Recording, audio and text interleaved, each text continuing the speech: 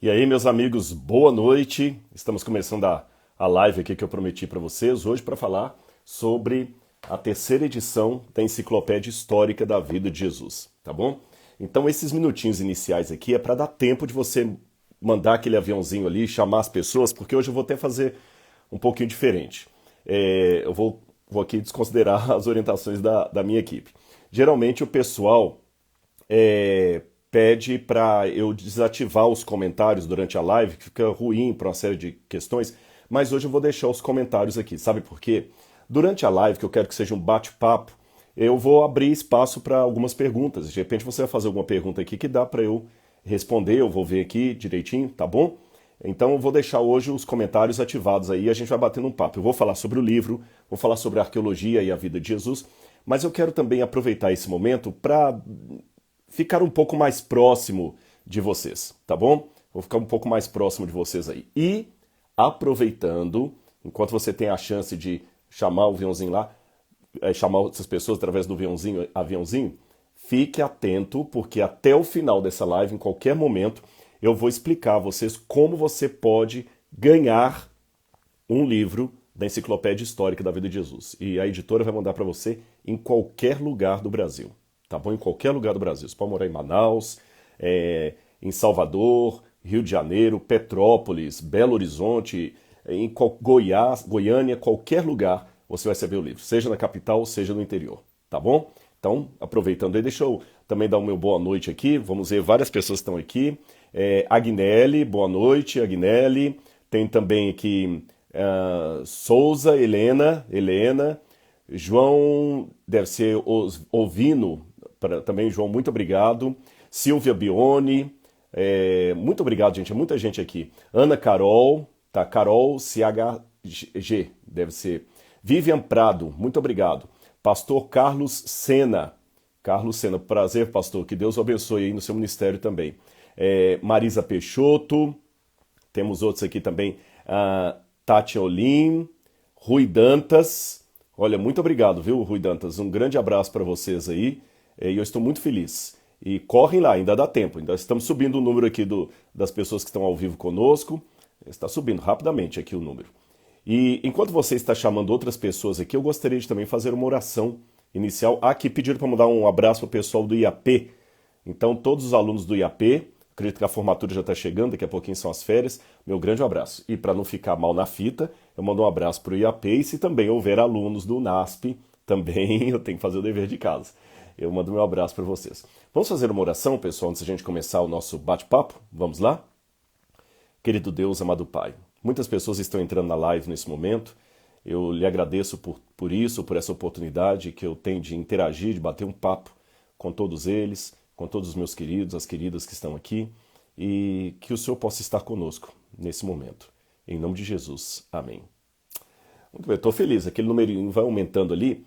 Pessoal, hoje eu quero concentrar mais para falar sobre a vida de Jesus, porque esse é o tema que eu tratei nessa enciclopédia. Então eu vou explicar para vocês como é que ela surgiu, quais são os elementos, o que é que você tem de novo nessa terceira edição. E eu aproveito aqui para agradecer muito ao pessoal da Pai Editora, que investiram no projeto, não economizaram esforços. Tudo que eu pedi para ser inserido ali, eles colocaram. E alguns já estão perguntando onde comprar o livro. Daqui a pouquinho a gente vai dar para vocês o site aí direitinho, você vai poder saber como adquirir, como presentear. Eu não estou aqui como vendedor de livros, não é esse o objetivo. Mas, ao mesmo tempo, como muita gente escreve na internet pedindo assim, Rodrigo, fala um pouquinho dos livros que você já escreveu, a gente quer conhecer, onde pode comprar, e outros falaram assim, Rodrigo, você é tímido, fala. Todo mundo sabe que você não está ali só para ganhar dinheiro, mas se você publica algo, é bom que as pessoas saibam. Então, eu vou explicar a você como é que você pode adquirir, mas de antemão eu digo que você, em várias lojas, você tem a Martins Fontes, você pode pedir, é um bom presente de Natal. A gente fez com muito carinho isso aqui, só para você ter uma noção, ele é todo ilustrado a 4 cores, tem toda a história do cristianismo, aqui olha, fotos de lugares da Terra Santa, fotos ilustrativas de Jesus, fotos também que eu amo, a arte clássica, os Caravaggios, a arte renascentista, fotos, como eu falei, do local. Esse aqui é o Rio Jordão, onde Cristo foi batizado. Isso aqui é a parte de cima do rio, mais bonita. E aqui o sítio arqueológico de onde nós acreditamos era o ponto do rio em que Cristo foi batizado. Tá bom? Quero ganhar. Macedo, sim, daqui a pouquinho você vai ficar sabendo. É só ficar com a gente até o final e já convidar outros para participarem, tá bom? Bom, pessoal, como é que surgiu a ideia desse livro? Esse livro, na verdade, nasceu de um embrião de quando eu estava estudando pela primeira vez lá em Israel. Eu vi que de maneira fantástica a arqueologia bíblica ela podia fazer um bom casamento com a teologia clássica, com a teologia sistemática, com a teologia bíblica que a gente tinha. É porque quando eu fiz teologia, não havia matéria de teologia, de arqueologia, pelo menos no seminário onde eu estudei. A gente ouvia uma coisa ou outra de um professor falando de Israel, aquela coisa toda, mas não se dava muita atenção a isso. E quando eu fui para Jerusalém, na época do doutorado, do meu primeiro doutorado, eu fiz a concentração maior em Novo Testamento e a menor em arqueologia. Eu fui para Israel na ideia de assim, eu vou pisar lá para dizer que eu estive na terra de Jesus. Mas eu nunca podia imaginar que eu iria voltar naquele ambiente ali, que eu iria estar outras vezes ali. Não, de maneira nenhuma. Quando eu estava vindo embora, que eu me despedi de um amigo com quem a gente dividia um lugar, não o quarto, mas a gente ficava no mesmo corredor, éramos vizinhos de quarto. O João Batista, que até hoje mora lá em Jerusalém, hoje ele cuida do Jardim da Tumba. Eu lembro que eu despedi dele e tinha mais um outro seminarista lá, e esse outro falou o seguinte, você vai voltar aqui. E eu falei, não, foi o Hélio Pacedo. Eu falei, não vou voltar não, de maneira nenhuma. O Hélio não era seminarista, minto, ele era o diretor da casa. Ele falou, não, quem vem com o seu espírito volta. Eu saí incrédulo daquilo ali, porque voltar a Israel para mim era como voltar à Lua, sabe? O Armstrong, quando veio embora da Lua, na Apollo 11, no projeto Apollo, ele não imaginou, tá bom, até mais, eu voltarei, vou trazer minha família aqui, não. Mas Deus já me abençoou que eu pude ir para lá cerca de 30 vezes. E eu amo aquele lugar ali. E o que eu pude aprender naquele lugar é o que eu estou tentando passar para todas as pessoas. Eu comecei a ver como é que a geografia muda completamente a maneira de nós entendermos a Bíblia. E eu já tinha me formado em teologia e eu confesso que não dava muita atenção à geografia, à cronologia dos fatos. Mas como isso faz diferença, especialmente na vida de Jesus. E durante o período que eu estava estudando ali, em Israel, eu comecei a rascunhar um livro sobre Jesus, algumas páginas, sem muita pretensão. Até algumas partes desses rascunhos a gente publicou depois numa publicação bem caseira, Arqueologia e Jesus, que originalmente tinha o título de Um Desconhecido Galileu. Mas aí o tempo passou, eu voltei mais vezes a Israel, adquiri novos conhecimentos, estudei mais livros, me aprofundei em Novo Testamento, até que finalmente veio a oportunidade, o convite da PAI Editora para a gente poder publicar com eles uma enciclopédia mesmo, uma coisa completa.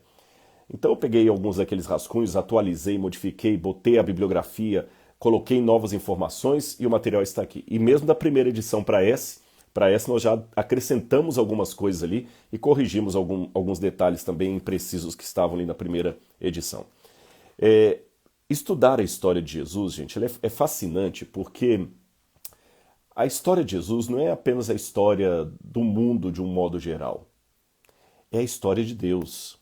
É quando ele colocou os seus pés na poeira desse mundo. Então, tudo que eu posso fazer para me especializar na história de Cristo e transmitir para as pessoas, tornar isso aqui mais vivo, eu faço. E eu descobri que através da terra, dos artefatos, eu posso tornar o evangelho tridimensional. É uma forma de facilitar, uma didática para o ensino do evangelho. E eu vou dar exemplos para vocês. Apenas antes de dar o exemplo, eu quero dizer que nem todo mundo tem o privilégio de ir a Israel. Eu sei disso. Então, através de uma obra como esta, eu trouxe um pedacinho de Israel para as pessoas. Por quê? Aqui você vê que o livro vem o QR Code. Cada parte aqui que a gente fala de um determinado momento aqui, tem um QR Code. Aqui, por exemplo, aqui, ó, o Pacto da Traição. Museu de Israel, Menorá, Moedas do Templo. Tá vendo aqui, ó? Aí, se você colocar o seu celular aqui, o QR Code vai abrir um vídeo que eu gravei dentro do Museu de Israel, mostrando moedas originais do templo da época de Jesus, similares àquelas que Judas ganhou para trair Jesus. Eu até tenho aqui uma dessas moedas aqui, olha, aqui eu tenho uma delas, olha. Essa aqui é a dracma de prata, tá certo? era a moeda que era usada no templo. Daqui a pouco eu vou explicar mais sobre essa moeda. Foram 30 moedas dessa que Judas ganhou para atrair Jesus. E nesse vídeo eu filmo as moedas que estão lá no Museu de Israel. A menorá é um desenho do candelabro de 7 pontas que foi encontrado de uma casa de Jerusalém, que provavelmente era uma casa de algum levita, de algum sacerdote, que viu a menorá originalmente e desenhou. Na casa dele mandou desenhar.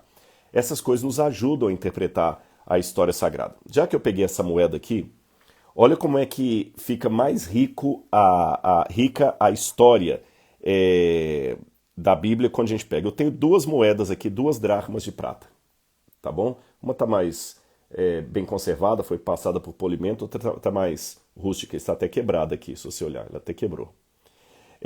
Essas moedas me ensinam muita coisa. Em primeiro lugar, no Antigo Testamento, Moisés orientou que as dádivas do templo, as ofertas do templo de Deus, do santuário, não deveriam ser de ouro, porque senão só os ricos poderiam dar, nem de bronze, porque aí qualquer um pensava que era qualquer coisa.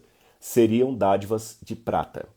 E ele fez o tanto de prata que você deveria dar como peso para o templo. É o chamado ciclo de prata.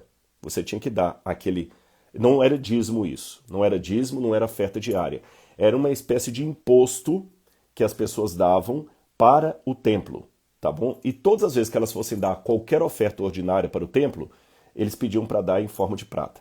Quando Moisés decretou isso, orientado por Deus, é claro, não havia ainda existido a moeda. A moeda veio existir muito tempo depois. Muito tempo depois. A moeda foi inventada pelos lídios, ali por volta de 700 e pouco antes de Cristo. Então antes, quando falava ciclos de prata ou pesos de prata, era prata, prata mesmo, pedaço de prata, pedaço de ouro. Quando a moeda foi inventada, os judeus, preocupados com a santidade do templo, gostariam que fosse usado a melhor moeda ali, com a melhor prata.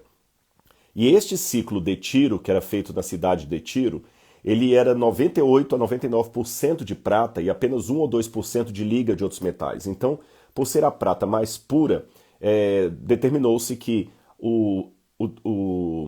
a dracma de Tiro, né, que seria usada no templo, o ciclo de Tiro. Com o passar do tempo, eles deram um jeitinho, porque aqui você tinha a foto dos reis de Tiro, tá vendo? Melkart. Só que você não podia ter imagem de escultura. Então, como é que os judeus driblavam isso? Algumas dessas moedas, quando eram cunhadas em Jerusalém como esta, eles pegavam a águia que estava aqui atrás e borravam a águia para ela não ficar tão bem feita. E às vezes desfiguravam também a cara do rei aqui. E usavam no templo. E o sistema era o seguinte: você vinha da sua cidade para ofertar no templo, para participar da Páscoa. Então você trazia outras moedas, como essa que eu estou mostrando aqui, ó, denários de bronze, não é? Ou de cobre. Você pegava esses denários, levava até os cambistas do templo, trocava essas moedas que você levou pela dracma do templo, pela moeda de prata do templo. Aí essa moeda de prata, uma vez trocada, era a moeda que você usaria para comprar o cordeirinho, que também você só poderia usar o cordeiro que era vendido no templo. Você não podia trazer cordeiro de casa, porque o do templo era um cordeiro puro. E você comprava aquele cordeiro e com o resto das moedas você colocava lá no gasofilácio, naquele lugar ali que era aquele cofre. Agora, na época de Jesus, estavam ocorrendo muitas mazelas. Por exemplo, eles sempre inflacionavam o valor, a cotação da moeda do templo. Então, se antes eu usasse 3 denários para comprar a moeda do templo, eu chego lá, agora é 4. E essa cotação era o bel prazer dos sacerdotes, eles que colocavam ali. Havia muita corrupção. Às vezes era possível que a mesma ovelha que era vendida e entregue para o sacerdote, era entregue lá atrás e ela voltava e era vendida de novo, ao invés de ser sacrificada. Muito roubo. Por isso que Jesus um dia pegou um chicote, entrou no templo para purificá-lo e expulsou os vendilhões do templo, que não é uma boa tradução, os cambistas, aqueles negociantes do templo. Eles vendiam, é verdade, os animais, mas o primeiro passo deles era trocar a moeda normal pela moeda de prata. Outra coisa que me chama a atenção, eu tenho aqui uma outra moeda original da época de Jesus, que eu vou pegar para mostrar para vocês aqui. Deixa eu ver onde é que ela está aqui agora. Que ela está. Tá aqui, ó. Achei. Vamos ver se eu consigo pegar aqui, que eu devia ter deixado já isso aqui separado e não deixei. Pronto. É que eu tenho um lugar aqui onde eu guardo as moedas, tá vendo? Essa moeda aqui é o lepton. É a moeda daquela viúva. Ela é feita de latão, essa moeda. É um vintém da época de Jesus, o centavo, a moeda que menos tinha valor. Olha que diferença entre essa moeda e a moeda de prata, como é que é mais rebuscada, mais bonita. Essa moeda praticamente não valia nada. E você vê uma viúva um dia, aliás, Jesus viu uma viúva um dia chegando timidamente lá no templo e no cofre colocando 2 moedinhas dessa. Jesus olhou aquilo de longe e falou com os discípulos: vem cá, olha lá. Tá vendo aquela viúva? Ela deu uma oferta maior do que a dos outros. Porque os outros deram do que lhe sobrava, mas ela deu tudo que ela possuía. Quando a gente lê isso na Bíblia, olha como é que isso pode ser ampliado por esses artefatos arqueológicos, por essa vivência com a terra que eu tento trazer através do livro. Eu falei que a única moeda que era aceita dentro do templo era a dracma de prata do templo. Só essa que podia ser aceita. Então, ao colocar esta moeda, ela estava, de certa forma, infringindo não a lei de Deus, mas uma determinação dos sacerdotes. Primeira coisa que me chama atenção. Outra coisa que me chama atenção é que quando as mulheres se casavam naquela época, elas ganhavam como um dote delas algumas moedas. No dia do casamento, o pai dava para a filha algumas moedas, que ela podia amarrar aqui no lenço dela, ou no véu, ou na roupa, ou num colar. Ela guardava, porque aquilo era o seguro de vida dela. Se o marido sumisse, fosse para uma guerra, ela usaria aquelas moedas para sobreviver. Era tudo que ela possuía. Lembra a história da mulher que tinha 10 moedas, perdeu uma, varreu a casa, até encontrar aquela moeda e quando encontrou foi comemorar com as amigas? Faz sentido ela comemorar, porque ela estava perdendo 10% de tudo que ela tinha para sobreviver. No caso daquela viúva, quando Jesus fala que ela deu tudo que ela possuía, talvez a única coisa que sobrou do dote dela foram aquelas 2 moedas. Ou seja, ao dar aquilo ali, ela estaria dando talvez a última refeição que ela tinha para comer. Então ela não infringiu as regras do templo porque ela era uma revolucionária, uma revoltada com o sistema, não. É porque ela não tinha condição de dar isso aqui. Ela falou: Senhor, se for para errar, eu prefiro errar doando tudo que eu tenho para o Senhor a evitar dar para o Senhor porque eu não tenho exatamente como eles acham. Bonito isso. Tanto que Jesus elogiou depois. E ironia das ironias, um dos discípulos de Jesus que viu aquilo, depois traz Jesus recebendo 30 moedas de prata, como esta. As moedas que eram usadas no templo. Ou seja, Judas traiu Jesus com as moedas que eram usadas na casa de Deus. Já pensou? Antes de eu dar outros exemplos para vocês aqui, eu vou tentar responder alguma pergunta aqui ou outras. Vamos responder algumas perguntas, que eu falei que eu ia deixar os comentários hoje aqui, tá bom? Mônica, o Rodrigo está cumprimentando a Mônica. Oi, Mônica Lourenço. Outra de Anápolis, Goiás. Então aí, já está cumprimentada por você e por mim, Rodrigo. Cláudio também. Teodoro Dias, legal. Tem muita gente aqui. Bem, então vamos lá. Alguma pergunta aí que vocês queiram fazer sobre o livro, sobre a vida de Jesus? Só vou pedir a gentileza, vamos ficar com perguntas dentro dos evangelhos da vida de Jesus, tá bom? Pra gente não fugir aqui do nosso assunto. Então vamos ver aqui. Pergunta, pode fazer aí, pessoal. Estou esperando aparecer alguma pergunta. Oi, Campinas. Você é fera, Rodrigão. Obrigado, glória a Deus, viu? Eu queria adquirir a sua tese de doutorado sobre Lucas 23:43. Tô me sentindo como um avestruz. Ela tá parada ali, eu não posso sair daqui agora, senão eu vou derrubar tudo isso aqui. Há um projeto, segura só um pouquinho, acabei não lendo quem perguntou, de eu transformar essa tese de Lucas numa forma em PDF, num livro, alguma coisa assim, porque eu tenho isso publicado em forma de artigo numa revista da Edições Paulinas, mas já é tão antiga, online. Segura um pouquinho que a gente vai, a outro solicitando, a gente vai tentar disponibilizar isso o mais rápido possível. Outra pergunta aqui, deixa eu ver aqui. Onde estaria a Arca da Aliança? Eu vou segurar porque vamos ficar aqui só no Novo Testamento, tá bem? Vamos segurar aqui só no Novo Testamento. Sou católico e admiro muito e admiro muito, obrigado. Qual era o nome do lençol que estava enrolado? Jesus, qual era o nome do jovem que estava enrolado no lençol? Essa pergunta foi feita no sentido assim, quando Jesus estava ali sendo traído por Judas e veio toda aquela milícia de soldados do templo para prendê-lo, o Evangelho de Marcos conta que um jovem estava enrolado num lençol e desnudo, e quando ele assustou, que alguém pôs a mão nele e ele saiu correndo desnudo. Quem seria esse jovem? Nós não sabemos com certeza absoluta.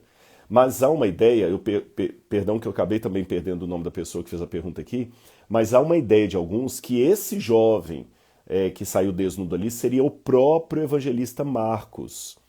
E há uma lógica nisso, viu? Alguns comentaristas de Novo Testamento acreditam que esse episódio do jovem no lençol seria a forma do próprio Marcos fazer a assinatura dele ali. Porque Marcos, ou João Marcos, era filho, os pais dele, a mãe era judia, o pai era grego. Então ele tinha dupla origem.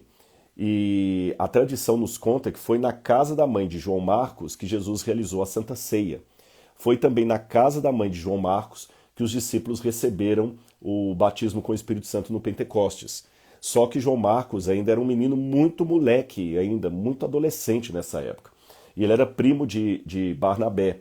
E quando Paulo vai começar a pregação com Barnabé, Barnabé solicita que levem consigo seu primo, João Marcos, o do Evangelho, talvez o do lençol. Só que por ser jovem e inexperiente, ele acabou, no meio do caminho, abandonando Paulo e Barnabé e fugiu. Paulo até brigou com Barnabé depois por causa disso, porque Barnabé queria dar uma segunda chance para ele e Paulo não aceitou. Os dois romperam. Olha bem, no meio do povo de Deus tem essas brigas também, essas desavenças. Ironia das ironias, no final da carreira de Paulo, quando ele está na prisão escrevendo para Timóteo, ele fala assim: Timóteo, traga-me João Marcos, porque ele me é útil ao ministério. Interessante como é que o mundo dá voltas.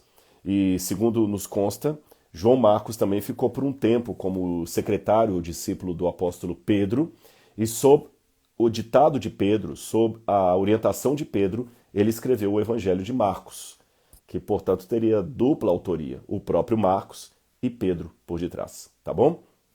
Fale sobre a profissão de Jesus, não seria bem conhecido hoje em dia, jovemista. A profissão de Jesus, tá certo. A profissão de Jesus, assim, a Bíblia fala que Jesus era carpinteiro. E muitas pessoas confundem carpinteiro com marceneiro.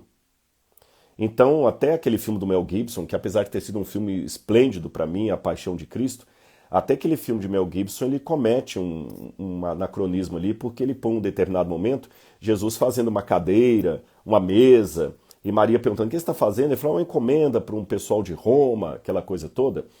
Passou-se por muito tempo a ideia de Jesus marceneiro. Mas a palavra grega que está ali para descrever a profissão de Jesus é tekton. Tekton, em grego, é mais construtor.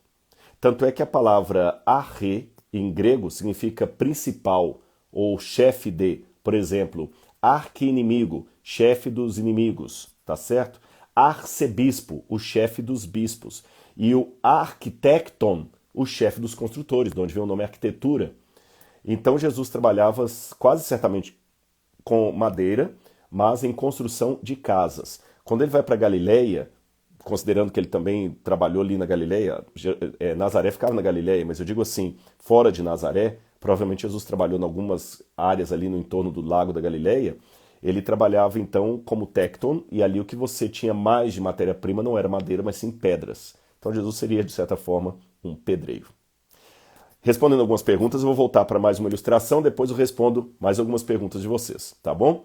E, gente, eu tô vendo que tá fervilhando aqui, o pessoal tá entrando, toda hora o número aumenta ali, chame mais gente. E lembre que até o final dessa live eu vou mostrar como é que você pode ser sorteado e ganhar a enciclopédia histórica da vida de Jesus, toda ilustrada, um presente de fim de ano. Olha aqui a foto de Jerusalém, e lá em cima o QR Code, que você pode colocar aqui. O que é esse aqui especificamente? O Monte das Oliveiras. É um vídeo que eu gravei no Monte das Oliveiras. Todos esses vídeos que você acessa pelo QR Code são vídeos que eu mesmo gravei lá com a minha explicação. Então é um plus, tá bom? Bom, vamos continuar aqui nossa explicação. Outra coisa que me chama atenção, olha como é que a Bíblia fica até clara quando a gente vai estudar algumas coisas, quando a gente vai ler alguns episódios e tudo mais. Teve uma certa feita que Jesus, aqui eu estou lendo Mateus capítulo 15, versículos 21 em diante, que Jesus foi para os lados de Tiro e Sidom. Repito, a gente por não prestar muita atenção em questões de mapa, às vezes perde alguma essência. Quando ele vai para Tiro e Sidom, ele vai para uma região fora de Israel.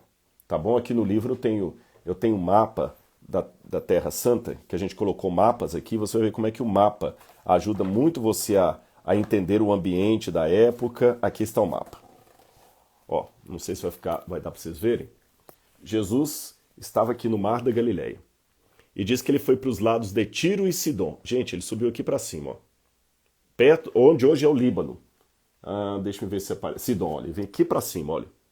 Aqui já está fora do território dos judeus. Hoje isso aqui é Líbano. Por que Jesus foi parar lá em cima? Primeiro, só dele sair do Mar da Galileia, ele já tirou os discípulos da sua zona de conforto. E ele fazia isso às vezes. E lá, ele, quando estava voltando com os discípulos, se depara com uma mulher que vem gritando atrás deles. Mateus capítulo 15, verso 27, verso 21 em diante diz: partindo Jesus dali, retirou-se para os lados de Tiro e Sidom, e eis que uma mulher cananeia. Quando a gente olha de novo a questão geográfica, como é que isso aqui amplia? O outro evangelista diz que era uma mulher ciro-fenícia.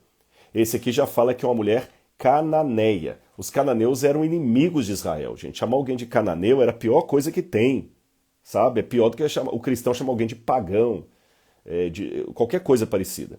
E ela vinha gritando: Senhor, filho de Davi, tem misericórdia de mim, minha filha está horrivelmente endemoniada. Você conhece o episódio.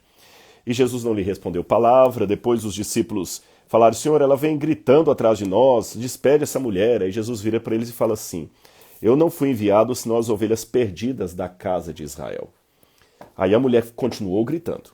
Quando a mulher continuou gritando, Jesus fala assim no verso 26, para os discípulos: não é bom tirar o pão dos filhos e lançá-lo aos cachorrinhos. Aí a mulher responde assim: ela, contudo, replicou: sim, Senhor. Porém, os cachorrinhos comem das migalhas que caem da mesa dos seus donos. Qual o sentido dessa expressão dela? Por que ela falou sim, Senhor, mas os cachorrinhos comem as migalhas que caem da mesa dos seus donos? Uma vez eu estava na Turquia e vi o resto de um túmulo antigo da época romana. Quando eu vi o túmulo, eu não acreditei no que estava ali. Por quê? Os túmulos da época greco-romana, eles geralmente têm desenhos que mostram, como é que se diz assim, cenas do dia a dia, episódios da vida do defunto, qualquer coisa parecida. E aquele me chamou atenção e eu fiquei feliz porque quando eu fui à lojinha do museu, tinha uma réplica do túmulo para vender. Uma ali, única, filha única. Eu não resisti, acabei comprando. Olha aqui, o que você tem aqui? Um homem deitado num divã, sendo servido, a mulher dele está sentada aqui atrás, não é isso? Usando um perfume. Curioso que ela está justamente tirando a tampa de um perfume aqui. O homem está sentado no divã, enquanto o outro está pegando o vinho para servi-lo. Ele está comendo. E o que você tem aqui debaixo do divã dele comendo as migalhas que caem? Um cachorrinho. Tá vendo? Os cachorrinhos comem da migalha das mesas dos seus donos. Olha como é que isso aqui ilustra a fala da mulher. Eu falei, gente, eu vou levar isso aqui para o Brasil, que isso aqui vai ajudar muito a ilustrar algumas coisas. Veja bem, no território de Israel, eles não tinham muito costume de ter cachorros domesticados em casa. Não havia muito esse costume. Talvez pastores de ovelha, mas esses eram considerados pessoas meio impuras. Mas nas cidades, as pessoas não tinham o costume de ter cachorro. Mas os gentios, os não-judeus, tinham esse costume. Tanto é que aqui a lápide do sujeito mostra ele comendo e o cachorrinho ali embaixo. Ou seja, é como se ela humildemente falasse com Jesus assim: Senhor, eu sei que o Senhor é judeu, eu sei que eu sou cananita, eu sei que lá na terra do Senhor os cachorros não estão em casa, mas de onde eu venho, os cachorrinhos comem das migalhas que caem da mesa dos seus senhores. Então, dê-me pelo menos essa migalha. e eu vou ser abençoada. Viu como é que isso aqui enriqueceu? Em primeiro lugar, já mostrou que mesa dos seus donos não é necessariamente uma mesa como eu almocei hoje de manhã, que eu coloquei o meu prato em cima de uma mesa e sentei. As mesas dos seus donos podem ser um divã parecido com esse aqui, chamado triclínio. Outra coisa que me chama atenção, olha como é que isso aqui enriquece o conhecimento do que a mulher falou. Outra coisa que chama atenção é que você tem a mulher do sujeito aqui atrás abrindo um frasco de perfume. Embora isso aqui seja uma cena de um túmulo, então logo é uma cena assim, com Photoshop, como a gente coloca no Instagram, não é? Está aqui meio artístico a coisa, mas retratando costumes daquela época. Por que enquanto o homem está comendo, a mulher está destampando o perfume aqui atrás? Porque as pessoas não tomavam banho todos os dias. Não era costume você tomar banho todos os dias. Então, uma das maneiras que você tinha de receber bem uma pessoa em casa como convidado, você tinha algum protocolo. Você tinha que mandar tirar os sapatos dele, tinha que mandar um empregado lavar os pés dele, você tinha que trazer uma bacia para ele poder lavar as mãos, e você tinha que pegar um pouco de perfume e perfumar a cabeça dele. Por que você perfumava a cabeça dele? Bom, vamos olhar no sentido mais exato da palavra. Por que algumas pessoas, depois de terem almoçado e não escovado os dentes, vão para uma reunião, mascam uma balinha de hortelã, né, um chicletes? É para não ficar com mau hálito, para não falar perto de alguém, dá um mau hálito. Então você discretamente pega uma balinha, tem lugares até que tem um cepacol ali no banheiro, que você pega. É uma questão de finese, de praxe, né? Você lava as mãos antes de comer, aquela coisa toda. É uma questão de praxe. Naquele tempo também tinha essa praxe. Porque você, perfumando a pessoa, desviava qualquer mau odor que ela poderia ter. E essa questão prática de tirar o mau odor também ajudava a ser uma forma de boas-vindas. Aliás, um costume que já vinha desde a época do Antigo Testamento. Lembra lá o Salmo 23? Unges minha cabeça com óleo e o meu cálice transborda. Sim, com óleo, porque o perfume, hoje, ele pode ser destilado no álcool ou em outras substâncias etílicas, mas naquele tempo o perfume era destilado, nem era destilado, ele era misturado no azeite de oliva. Então era com o óleo, com o azeite que você perfumava as pessoas. Eu tenho aqui até um unguentário, mas só que isso aqui é anterior à época de Jesus, isso aqui é da época dos reis de Israel. Isso aqui é do período do ferro, isso aqui data de 1000 anos antes de Cristo. Tá bom? Aliás, então você colocava o azeite aqui dentro perfumado e punha na cabeça da pessoa. Mas deixando esse azeite, esse unguentário mais antigo para cá, eu me lembro de uma outra cena descrita nos evangelhos, em que Jesus estava na casa de Simão, você já leu isso na Bíblia, e quando eles estão ali, entra uma mulher com um vaso de alabastro cheio de nardo. Ainda não existe nenhuma tecnologia da internet que eu possa passar o cheiro de algo para vocês. Senão eu ia mostrar o cheiro do nardo. Eu tenho um pouquinho de nardo aqui em casa. Mas por que diz que ela estava com um vaso de alabastro? Eu tenho aqui um vaso de alabastro que eu trouxe do Egito. Aliás, o alabastro era muito típico do Egito. Eu não sei se aqui vai dar para vocês verem. Não dá por causa da luz. O vaso de alabastro, geralmente, ele é transparente. Não vai dar para vocês verem aqui. Ele é transparente. Quando você coloca uma luz aqui dentro, ele fica totalmente transparente. É lógico, no ângulo que eu estou aqui, eu estou vendo a transparência do spot que eu tenho aqui. Ó. É lógico que o que ela usou para Jesus seria um vaso de alabastro menor do que esse. Mas essa pedra era muito cara, ela era importada do Egito. E foi num vaso com uma pedra semelhante a essa, coisa para reis, que ela colocou o nardo, que era um perfume raríssimo, e levou para ungir Jesus. E você conhece o episódio que imediatamente houve a reclamação do anfitrião ali, Simão, que falou, olha, se esse homem fosse profeta, ele saberia que a mulher que o está tocando é pecadora. E Judas também remendou do outro lado, assim, que desperdício, era melhor pegar o dinheiro desse perfume e vender e distribuir para os pobres.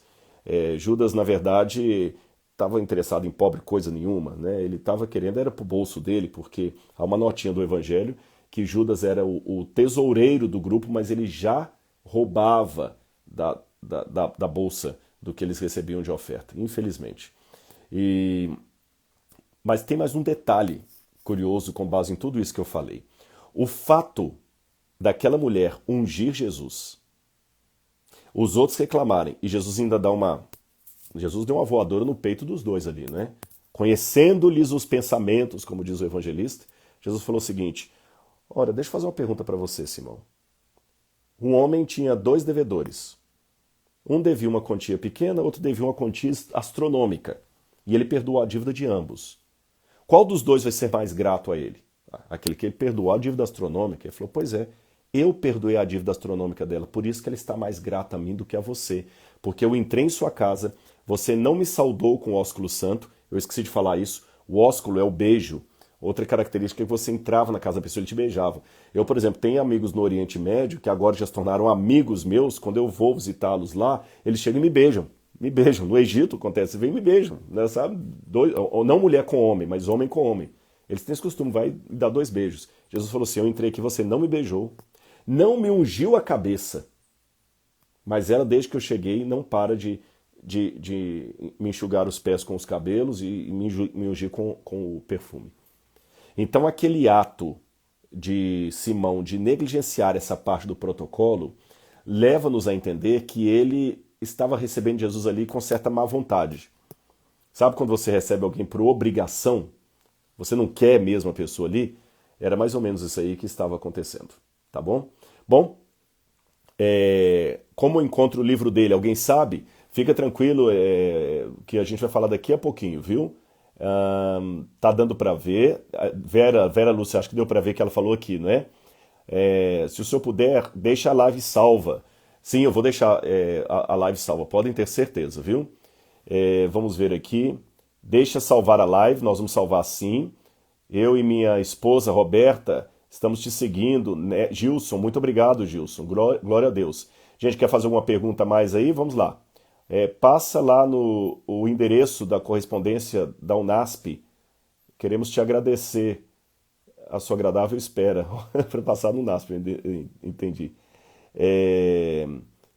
Vamos aqui, pessoal. Peguei aqui, ó. Entendi. Minha dúvida é quanto a Deus, correto? Logo entendo que Jesus também é Deus, por que ele se intitula como Filho? Boa pergunta.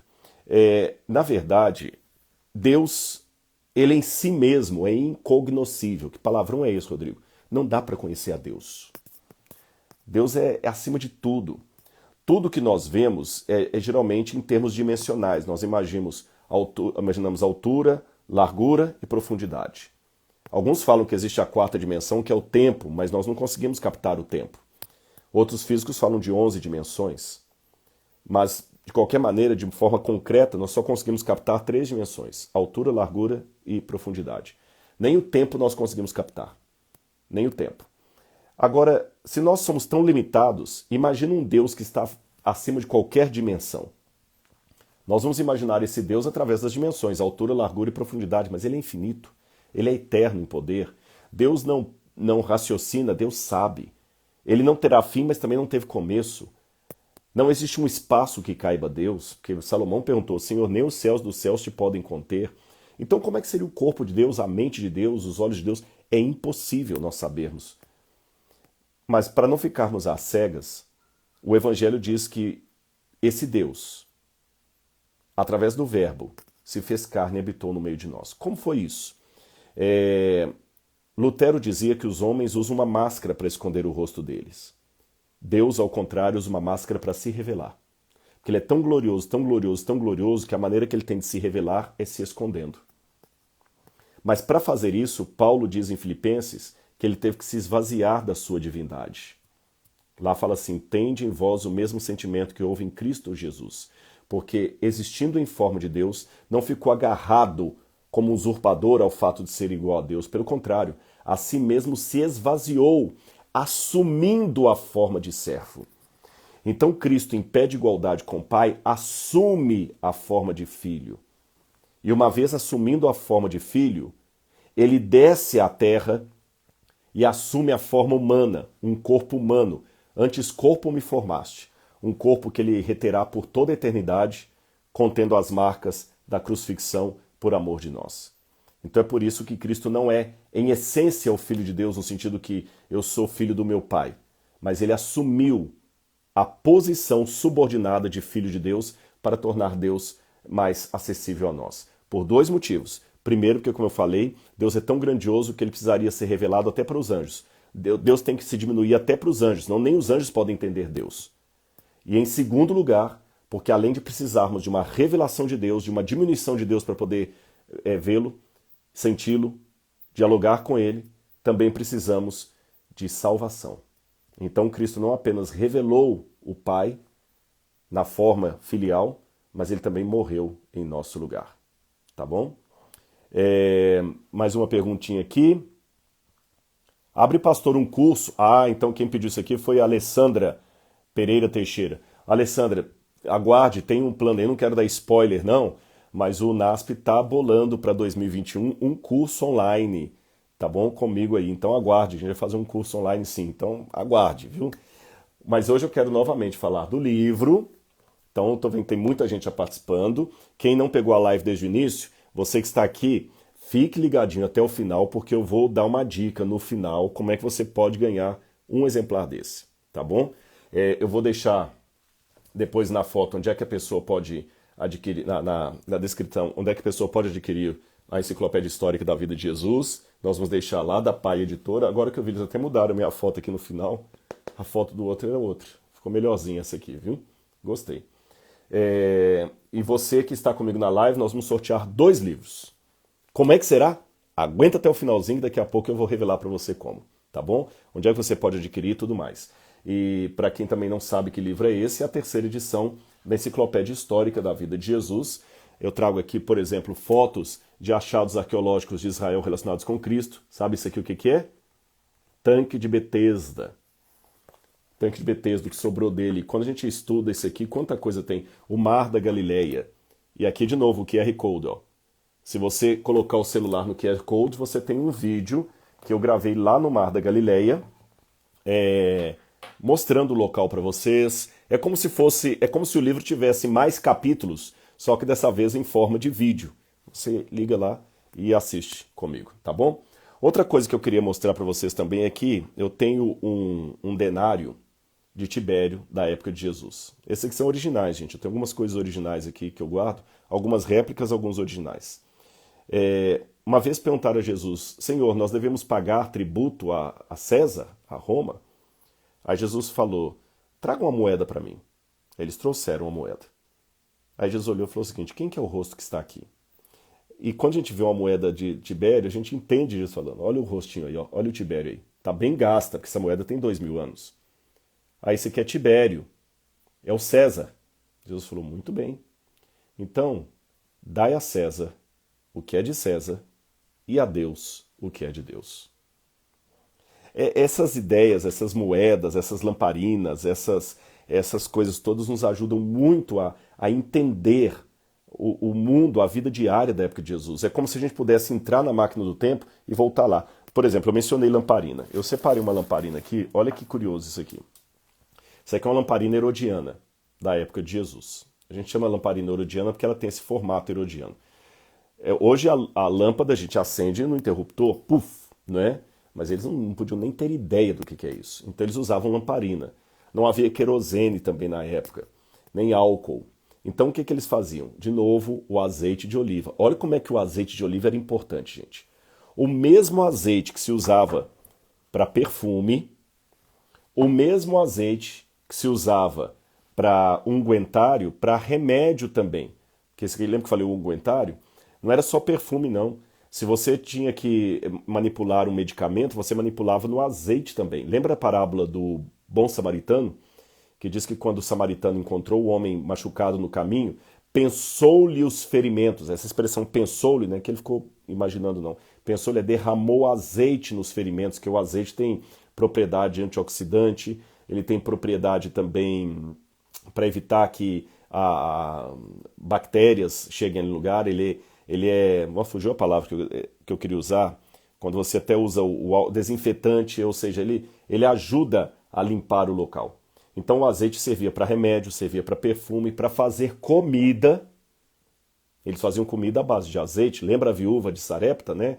Ah, senhor, nós vamos morrer. Eu tenho um pouquinho de azeite, um pouco de farinha, vou fazer um bolo para mim e para o menino, depois vou morrer. Vou comer e morrer. E o azeite também que alimentava as lamparinas. Você pegava uma lamparina dessa, aqui na ponta você colocava o pavio, colocava um pavio bem aqui assim, não tem um paviozinho aqui não, mas você imagina, né? Eu pegava um pavio e colocava aqui. Aqui eu colocava o azeite e molhava o pavio, e você acende o pavio. Enquanto o azeite estiver aqui, alimentando o pavio, você tem lamparina. Agora imagina, hoje eu estou falando com vocês aqui, eu acendi o spot, acendi a luz aqui em cima, se eu sair daqui eu desligo assim, ligo lá, se eu sair na rua tem os postes, mas naquela época, se você não tivesse azeite em casa, você estava no breu. É tão ruim, né, quando tem uma chuva, eu fiquei até com medo de chover hoje e acabar a luz aqui, eu não poder fazer essa live para vocês. Gente, eu moro na roça, que acaba sempre a luz quando tem chuva. Segredos de Rodrigo Silva, viu? Quando começou a chover hoje à tarde, eu falei, Senhor, eu não vou dar a live hoje pro pessoal. Mas naquela época, eles não tinham electro, nem a CEMIG. Eles tinham azeite. Então, se você não tivesse azeite, você não tinha lamparina, você ia ficar completamente no escuro. Lembra, aí você entende a importância daquelas virgens que Jesus fala, 5 prudentes, 5 tolas, que eram tolas por quê? Porque não levaram reserva de azeite para suas lamparinas. Então ficavam completamente às cegas. Aí você entende a expressão bíblica, lâmpada para os meus pés é a tua palavra, porque imagina você num breu danado, sem uma lamparina para iluminar o lugar ali. Você levanta à noite querendo fazer xixi, ir ao banheiro. Não tinha como você ir lá acender a luz. Primeiro que as casas não tinham banheiro, você tinha que pegar alguma coisa e ir do lado de fora ali, e depois enterrar. Aí você tinha que ter uma lamparina dessa para iluminando o caminho. Era importante ter o azeite. Aí você entende também por que o Espírito Santo é comparado ao azeite. E tem mais uma coisa que eu queria dizer para terminar aqui. No entorno do Mar da Galileia, até hoje é possível ver uma cidade, eu acho que num dos QR Codes eu mostro essa cidade aqui. A cidade de Itzfat, ou Safed. Ela fica no alto do morro ali, em redor do Mar da Galileia. E no breu danado que se fazia em torno do Mar da Galileia, numa época que não tinha energia elétrica, havia uma admiração, um fascínio das pessoas, que quando as tochas indicando a Páscoa eram acesas lá no alto, dizia-se que até de Jerusalém era possível ver as tochas das cidades. E falando de Safed propriamente dito, todas as noites, quando as pessoas acendiam as lamparinas das casas para ir dormir ou para iluminar ali, daqui debaixo do mar era possível ver lamparinas como esta sendo acendidas, acesas, de quilômetros e quilômetros lá no topo da montanha. Era de causar admiração mesmo. Imagina aquele monte de lamparinazinha. E Jesus, num ambiente desse, provavelmente usou o contexto da época da lamparina para fazer essa aplicação que eu vou ler para vocês aqui. Olha o que ele falou. Eu estou lendo Mateus, capítulo 5, verso 14. Vós sois a luz do mundo. Não se pode esconder a cidade edificada sobre um monte. Nem se acende uma lamparina para colocá-la debaixo do alqueire, mas no velador, e ilumina todos os que estão na casa. Assim brilhe também a vossa luz diante dos homens, para que vejam as vossas boas obras e glorifiquem a vosso Pai, que está nos céus. Ficou bem mais claro agora, não ficou? Talvez, contemplando as lamparinas de Safed, que eram vistas aqui de baixo, com admiração por todos, Jesus aproveitou a ponte e usou como ilustração. Não se pode esconder uma cidade edificada sobre um monte. Assim, então, brilhe também a luz de vocês, para que vocês possam glorificar a Deus através das boas obras, porque todos vão ver também as luzes de vocês e vão ficar ainda mais encantados do que as lamparinas de uma cidade lá no alto da montanha, como a cidade de Safed. Essas coisas todas nos ajudam sempre a compreender a vida de Jesus. Agora, para terminar, eu gostaria de ler com vocês aqui a introdução do livro, pelo menos algumas partes da introdução. É a primeira vez que eu vou fazer isso. Você vai ver a introdução lida pelo próprio autor, que essa introdução vai falar um pouquinho do sentimento que eu tive ao preparar a enciclopédia histórica da vida de Jesus. Preste atenção. O famoso escritor e filósofo Bertrand Russell foi sem dúvida um dos maiores opositores à existência de Deus e à relevância do cristianismo. Em seu livro Por que não sou cristão, lançado em 1927, ele foi taxativo em dizer que era praticamente nula a chance de Jesus ter existido. Sendo assim, não via por que perder tempo com um personagem cujas características, em sua opinião, eram pueris e questionáveis. Em que pese o brilhantismo de Russell, tão aclamado por muitos, fico me perguntando o que teria ocorrido para que ele odiasse tanto a figura bíblica de Jesus. Afinal, caso se trate de um personagem literário mal construído, não há por que sentir-se ameaçado por ele, nem tratá-lo com tamanho desprezo. Jamais vi um filósofo de prestígio escrevendo um livro apenas para desmerecer a figura mitológica de Papai Noel. Por isso, o protesto intelectual de Russell me faz perceber que Jesus é muito mais do que um mito natalino ou personagem inofensivo. Seu nome ameaça e não condiz com a tentativa de minimizar sua mensagem, fazendo-o parecer pueril. Existe algo em suas palavras e história que arrepiam até o maior dos descrentes. John Stuart Mill, um dos mais influentes economistas britânicos do século XIX, admitiu, apesar de seu ceticismo religioso, que o próprio Jesus era a maior prova de sua existência. Afinal, se Jesus não existisse, nem nós, nem seus discípulos, não teríamos condições de inventar alguém assim. C.S. Lewis, ele mesmo um ex-ateu, colocou isto de maneira mais poética. Seria preciso alguém maior do que Jesus para inventar Jesus. A causa sempre será maior do que o efeito. Caso eu trabalhasse com qualquer hipótese mínima de Jesus ter sido fruto de uma criação humana, então deveria admitir que aquele que o criou mereceria mais que um prêmio Nobel em literatura, mereceria um altar. Afinal, Jesus é simplesmente a resposta última para a inquietação humana. E por isso que nesse livro eu não falo apenas de Jesus a partir da Bíblia. Eu discuto também a historicidade de Jesus. Será que ele existiu? A primeira parte do livro fala Jesus, mito ou realidade? Buscando o Jesus histórico. Será que o Jesus que eu sou devoto na igreja é o mesmo que existiu ou esse foi inventado? Os aspectos físicos. Jesus existiu? Aspectos físicos da terra de Jesus, as populações da Terra Santa, quantas pessoas moravam em Jerusalém quando Jesus esteve por ali? 4 evangelhos, uma história, família e sociedade, como eram brinquedos na época de Jesus.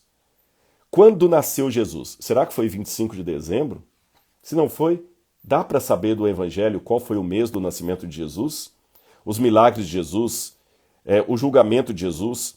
Depois nós falamos também sobre um apêndice cristológico, onde eu falo um pouquinho sobre a doutrina de Jesus. E, finalmente, um dicionário sobre coisas relacionadas a Jesus e sua vida. Tá bom? E como é que você pode ganhar um livro desse? É simples. Agora, então, vou revelar para quem ficou com a gente até o finalzinho aqui. Tem muita gente aqui. Vaninha, Luciano, Andréa Vidal, Renata Casey, o Érica e Melissa, deve ser o Érica ou Vérica e Melissa, Cati, Érica Henrique. Então vamos lá. Como é que você pode ganhar um livro desse? É simples.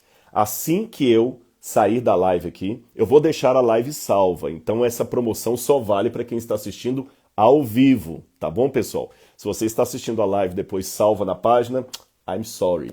Isso aqui é só para quem estava ao vivo e a cores. Assim que eu sair daqui, eu vou postar uma foto da editora no Instagram, no meu perfil do Instagram. E eu vou colocar as condições ali de ganho. Mas eu já vou falar quais são as condições aqui. Eu vou postar a foto ali, sorteio relâmpago, e você tem 30 minutos, vou marcar no relógio, para cumprir esses requisitos aqui. Em primeiro lugar, você vai ter que curtir a foto, tá bom? Você vai ter que curtir a foto. Você vai ter que marcar 3 amigos. Não sei se são 2 ou 3 amigos, acho que são 3 amigos. Eu vou deixar escrito lá. Você vai ter que marcar 3 amigos. Você vai ter que deixar um comentário, né? Ou marcar 3 amigos ali. Ao marcar já é o comentário. Você marca 3 amigos e você vai ter que seguir o Instagram Rodrigo Silva Arqueologia e o Instagram da Editora Pai, que eu vou deixar para você lá, tá bom? Então é fácil, ó. Você vai passar a seguir o Instagram da Editora Pai, você vai seguir o Instagram do Rodrigo Silva Arqueologia, você vai marcar 3 amigos e vai marcar ali na foto por 30 minutos. Aí nós vamos ver os que vão marcar isso na foto e aí nós vamos sortear 2 livros. Quando a gente sortear o livro, nós vamos verificar quem foi, se a pessoa está realmente seguindo as 2 páginas, se ele marcou os amigos direitinho ali. Se estiver, como diz o Silvio Santos, rigorosamente em dia com as prestações do carnê do baú da felicidade. Nossa, eu fui longe agora, hein? Lá no tempo do Onça. Se você estiver certinho com as regras aí, você vai receber o livro na sua casa. Aí eu vou fazer o seguinte, os ganhadores, depois nós vamos sortear, vou divulgar o nome. Olha, quem ganhou o livro foi o @noraldino12334. E fiquem tranquilos, porque a editora vai entrar em contato no privado com você, vai mandar um direct para você, na sua página, e aí no seu direct que ele vai pegar o seu endereço, os seus dados, o que a editora precisa para mandar o livro para você, tá bom? Gente, muito obrigado pelo carinho, muito obrigado, tá certo? Muita gente bonita participando aqui, muita gente legal. Flávia, Josiel, tô pegando os nomes aqui, Jocilane, Rosana, já sigo o Rodrigo Silva, ótimo, então um dos trabalhos, só falta seguir a Pai Editora, viu? Abdon, já sigo, Kaká, beleza, agora tem que seguir a Pai Editora também, porque são eles que estão dando o livro, viu gente? Eu não vou fazer caridade com o chapéu do outro. Na verdade, quem autorizou dar 2 livros foi a editora, não está sendo do meu bolso não, eles que autorizaram. Então vamos dar uma forcinha lá também, tá bom? O sorteio será hoje, pessoal, tá bom? O sorteio será hoje, agora. Então, meia hora você tem para poder entrar lá, curtir, marcar 3 amigos, seguir a minha página, seguir a página da Pai Editora e torcer. Não sei se a gente pode torcer ou pedir a Deus, agora eu não sei como é que funciona o sorteio, sinceramente eu não sei. E você pode ganhar um livro, tá bom? Eu gostaria de dar um para cada um, mas na impossibilidade, aqueles 2 que ganharem representam os demais. Gente, beijo no coração, muito obrigado e até a nossa próxima. Então aguarde que eu só vou sair aqui, salvar a live e daqui a pouquinho eu já posto a foto que você vai ter que curtir, marcar os seus amigos e ver lá como é que você pode adquirir o livro. E vou deixar também lá o link de onde você pode comprar o seu exemplar. Opa, agora que voltou, eu vi que caiu, porque estava baixo aqui, na minha despedida cortou a live aqui. Então agora sim eu vou me despedir. Beijo no coração, um abraço, espera e entra lá na página que você vai saber como adquirir o livro e quem sabe também dar de presente para alguém no Natal. Fiquem com Deus aí, um abraço.